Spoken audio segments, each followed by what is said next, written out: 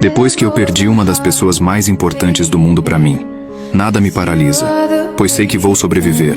A dor da perda é indescritível, e a saudade que sinto é imensa.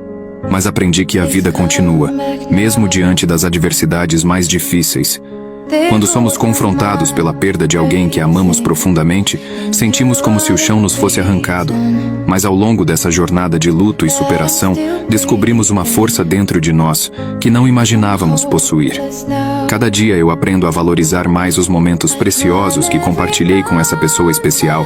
Seu legado vive dentro de mim, e é essa lembrança que me dá a determinação necessária para seguir em frente.